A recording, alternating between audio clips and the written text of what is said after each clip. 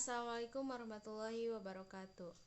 Perkenalkan, nama saya Nerika dari kelompok 6. Di sini kelompok kami menjelaskan tentang reseptor-reseptor dan struktur anatomi sensoris serta fungsinya. Di bagian aferen terdapat pada reseptor, neuron sensorik, jalur sensorik. Bagian aferen pada SPP yang pertama infosomatik, korteks sensorik di cerebrum, cerebellum. Yang kedua infovisceral, pusat refleks di brainstem, pusat refleks di encephalon. Selanjutnya ada jenis-jenis serabut sensorik. Kalian bisa lihat di sini terdapat bagan dengan berbagai jenis serabut sensorik. Yang selanjutnya ada asimplified view of the PNS yang terdiri dari motor, myelinate di sensory myelinate di thinly myelinated, unmyelinated, anatomic, thinly myelinated, unmyelinated. Reseptor, alat penerima rangsang. Rangsang yang bersifat nyeri disebut nociceptor. Reseptor nyeri disebut nociceptor, berupa ujung-ujung saraf bebas, terutama serabut C dan A. Serabut C tidak menyalin dan diaktifasi oleh stimuli kimia, termal, dan mekanik. Serabut A bernyalin dan kecepatan hantarnya 25 kali lebih cepat daripada serabut C. Diaktifasi oleh stimuli mekanik dan termal. Struktur somatik banyak mengandung serabut A dan serabut C versus struktur visceral terutama mengandung serabut C. Aktivasi serabut A first find menimbulkan sensasi nyeri yang cepat tajam terlokalisasi. Aktivitas serabut C second find sensasi nyeri yang lama, nyeri tumpul, terbakar. Nah, di sini ada sebagian gambar yang menunjukkan tentang reseptor. Yang selanjutnya itu substansi yang menstimulasi nociceptor. Bradykinin,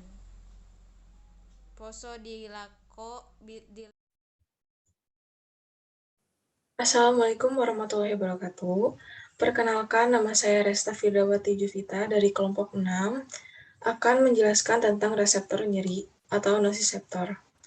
Sensitif terhadap stimulus penghasil nyeri, panas atau dingin ekstrim, tekanan berlebihan, bahan kimia keras, lalu ujung-ujung saraf bebas. Cara kerjanya itu yang pertama sel-sel akan mengalami injuri, akan melepaskan asam arachidonat.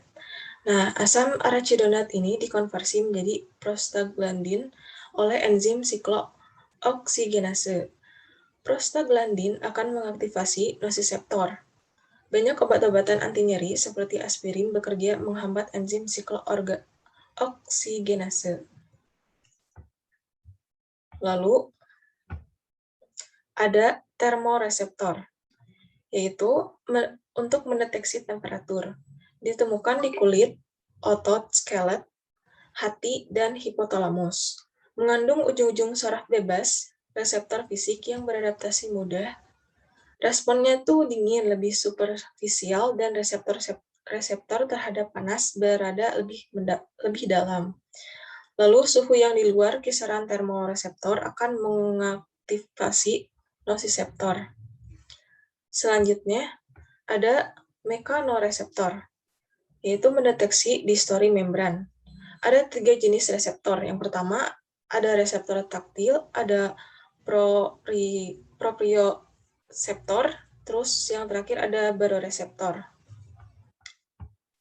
Lalu ada mekanoreseptor atau reseptor taktil, yaitu mendeteksi raba, tekanan, dan getar pada kulit, mendeteksi gerakan rambut, mendeteksi raba halus, mendeteksi tekanan dalam, dan respon terhadap gatal dan raba halus. Selanjutnya ada mekanoreseptor atau proprioseptor. Ada 3 jenis proprioseptor. Yang pertama itu ada muscle spindle, yaitu modifikasi sel otot skelet dan monitoring panjang otot skelet. Organ tendon Golgi, lokasinya dekat dengan muscle tendon junction. Lalu monitor tegangan dalam tendon. Terus reseptor joint kinestetik. Lalu ujung-ujung saraf sensorik dalam kapsul sendi. Nah, selanjutnya monitor tekanan, tegangan, dan pergerakan pada persendian. Selanjutnya di sini ada makroreseptor, baroreseptor. Itu untuk mendeteksi perubahan tekanan. Didapatkan pada jaringan elastis dari pembuluh darah dan organ-organ digestif, reproduksi, dan traktus urinarius. Seperti gambar di sini ya.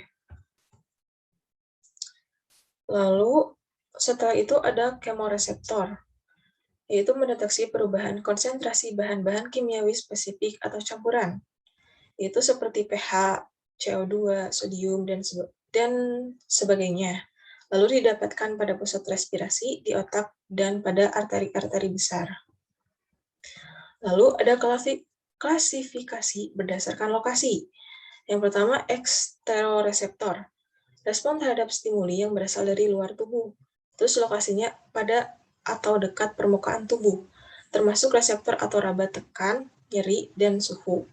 Terus ada interoreseptor atau visceroseptor, yaitu respon terhadap stimuli yang berasal dari visceral dan pembuluh darah. Monitor berbagai macam stimuli seperti perubahan kimiawi, regangan jaringan, dan perubahan temperatur. Yang ketiga ada proprioseptor, yaitu respon terhadap regangan otot skelet, tendon, joints, ligament, dan jaringan konektif yang menyelimuti tulang dan otot. Sekian dari saya, dilanjutkan oleh rekan saya. Terima kasih. Wassalamualaikum warahmatullahi wabarakatuh.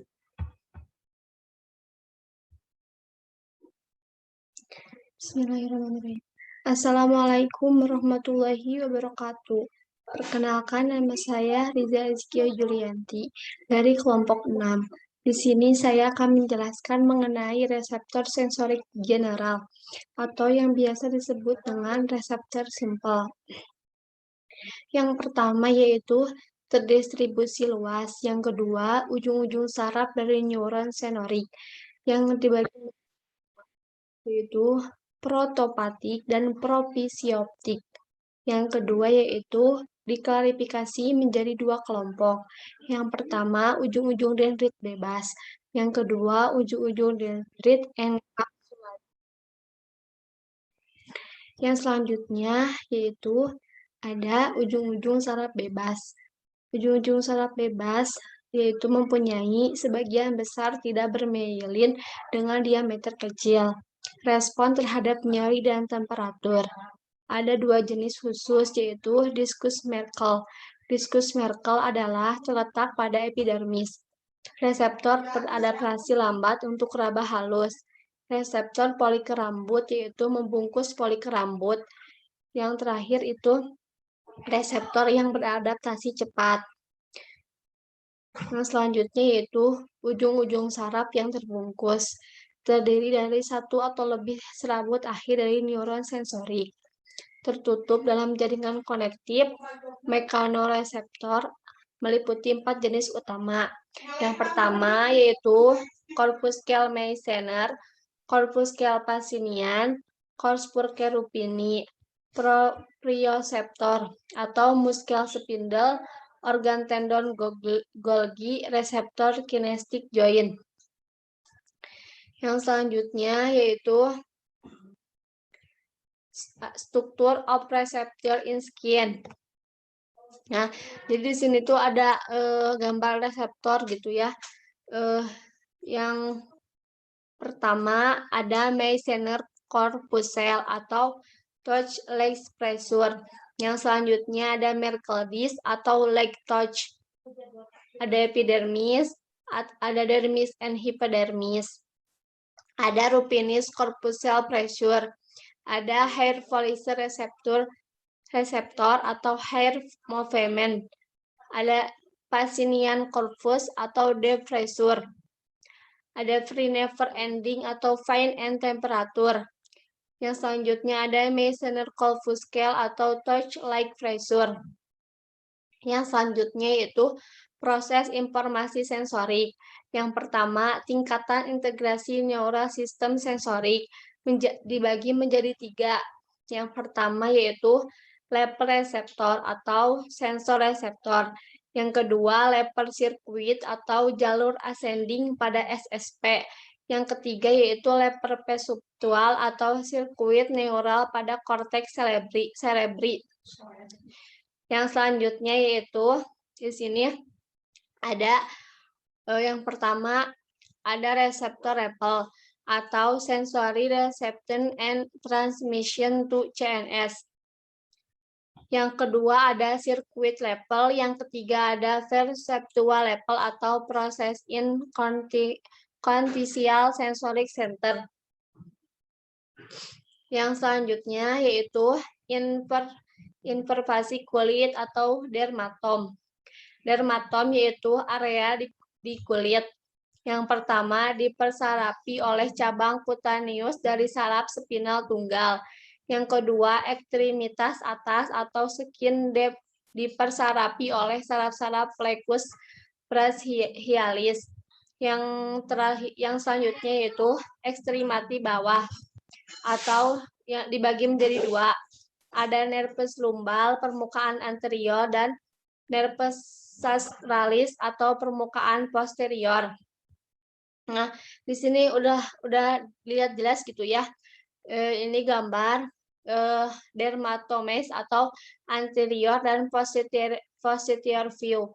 Jadi kita, bisa dilihat gitu ya, bagian A yaitu bagian tapak depan dalam tubuh kita dan bagian B itu tampak belakang dalam tubuh kita. Yang selanjutnya yaitu jalur sensorik somatik. Apa itu jalur sensorik somatik? Jalur sensorik somatik menyebarkan informasi dari reseptor sensorik ke area somatosensorik primer di korteks cerebri, yaitu jalur tersebut terdiri dari 3 neuron. Yang pertama first order, second order, dan ada third order. Ada juga akson solateral atau dari neuron sensorik somatik. Dari yang tadi gitu ya, secara simultan membawa sinyal ke cerebrum dan formasi retularis di tabang otak. Yang selanjutnya yaitu jalur sensorik somatik. First order neuron.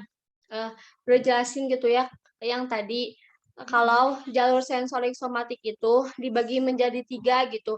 Ada first orders. Nah, di sini dijelaskan gitu. Apa itu first orders neuron?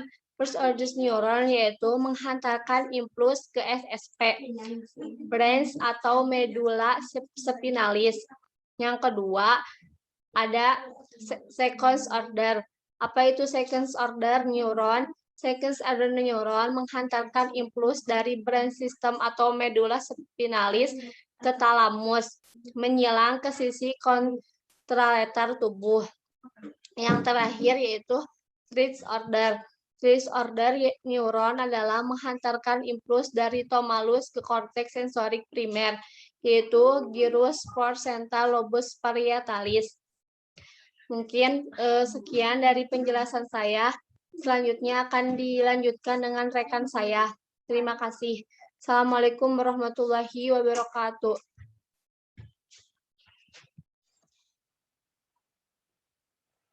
Bismillahirrahmanirrahim. Assalamualaikum warahmatullahi wabarakatuh. Nama saya Tiara Putri Wahyuni dengan NIM 2104692. Di sini saya akan menjelaskan membacakan atau menjelaskan somatosensory map of the postcentral grounds yang terdiri dari yang dibagi menjadi dua. Yang pertama ada ukuran relatif area kortikal.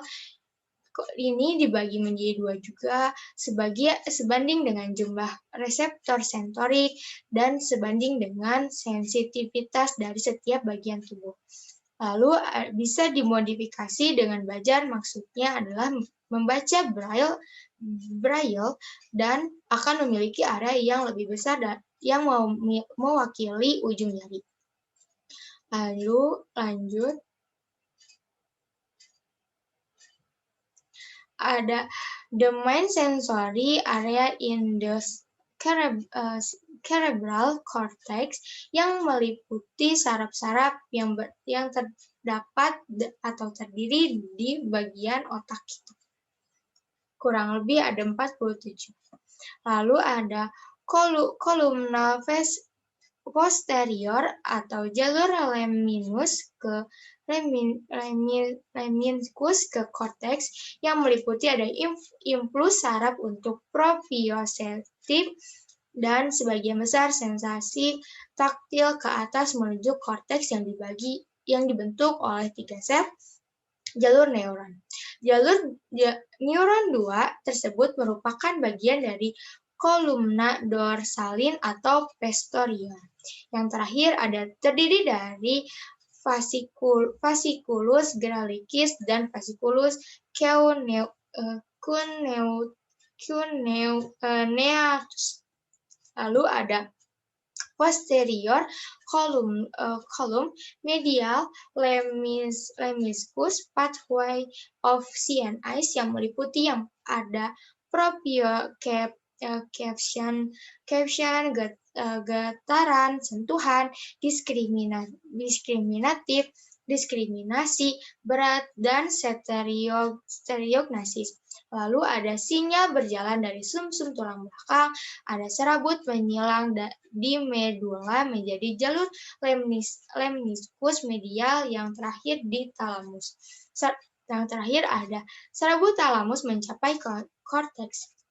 Lalu ada jalur anterolateral menuju korteks yang meliputi 3 jalur neuron. Yang kedua ada jalur anterolateral atau tractus spinothalamicus yang membawa impuls nyeri dan suhu. Yang ketiga ada mereka juga menyampaikan sensasi geli, gatal, serta beberapa impuls taktil. Lalu ada spinothalamic pathway of CNIs yang meliputi yang pertama ada tractus spinothalamicus lateral membawa rasa sakit dan suhu, ada tractus anterior membawa rasa geli dan geli gatal, sentuhan dan tekanan kasar. Ada badan sel pertama di DRG dengan dinapsis di tali pusat. Lalu ada badan sel kedua di materi abu-abu tali pusat, mengirimkan serat ke sisi lain tali pusat, lalu naik melalui materi putih untuk bersinaps di talamus. Yang terakhir ada badan sel ketiga di talamus yang memproyeksikan ke korteks cerebral. Lalu ada jalur somatosensorik menuju cerebellum. Yang pertama ada tractus spinocerebellar posterior dan tractus spinocerebellar anterior merupakan rute utama di mana impuls proprioceptif mencapai ke cerebrum. Yang kedua ada impuls dihantarkan ke cerebellum melalui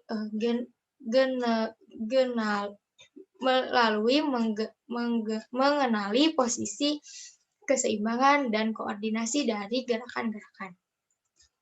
Lalu ada sensory pathway of the cerebellum yang meliputi yang pertama ada rute utama sinyal proprioceptif untuk mencapai otak kecil. Yang kedua ada tractus spinocerebellaris anterior. Yang ketiga ada tractus spinocerebellaris posterior. Yang keempat ada informasi bawah dasar yang digunakan oleh otak kecil untuk menyesuaikan postur, keseimbangan, dan gerakan terampil. Yang terakhir ada sinyal belajar ke sisi yang sama inferior cerebral pendulumska. Lalu yang ada jaras sensori. Jaras sensori ini dibagi menjadi dua. Yang pertama ada ascending straks. Yang kedua ada descending straks. Mungkin sekian yang saya bisa jelaskan atau saya bacakan materi ini. Terima kasih. Wassalamualaikum warahmatullahi wabarakatuh.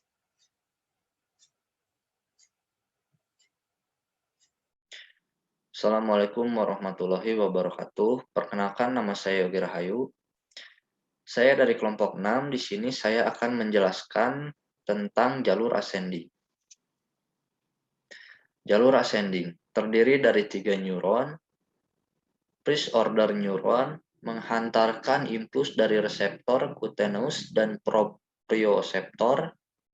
Cabang-cabang secara difus saat masuk ke medula spinalis atau medula oblongata. Sinaps dengan second order neuron. Selanjutnya, jalur ascending. Second order neuron terdiri dari interneuron dan badan sel pada cornu dorsalis medula spinalis atau nucleus medula. Third order neuron terdiri dari interneuron, badan sel di thalamus, akson memanjang ke korteks somatosensorik.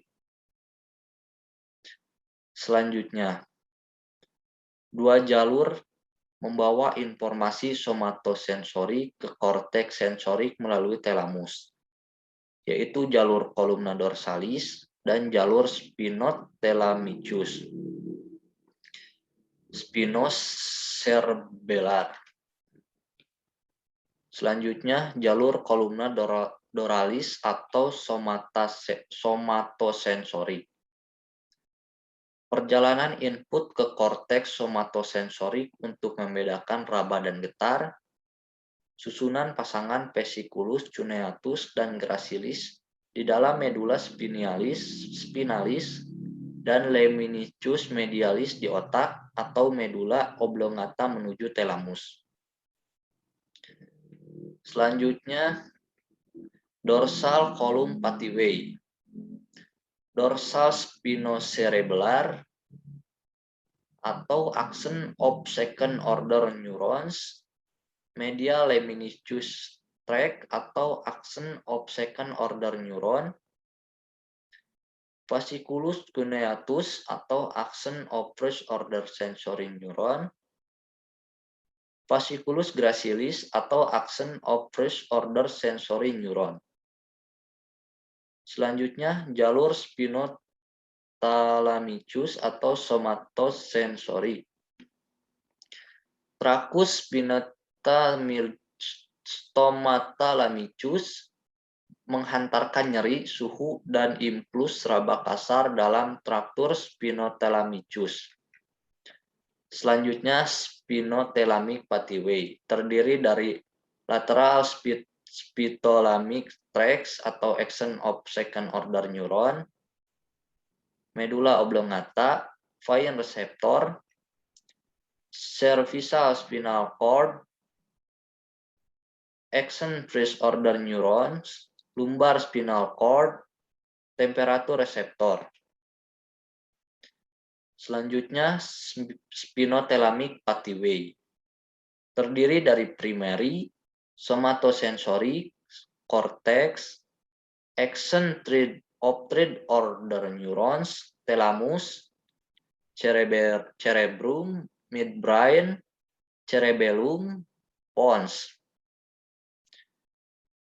Dan selanjutnya sensory pathways. Terdiri dari gustatory cortex, olfactory cortex, olfactory bulb, primary somatic sensory cortex, auditory cortex, visual cortex, sound, thalamus, equilibrium, cerebellum, dan brainstem. Sekian presentasi dari kelompok 6. Wabillahi taufiq wal hidayah. Wassalamualaikum warahmatullahi wabarakatuh.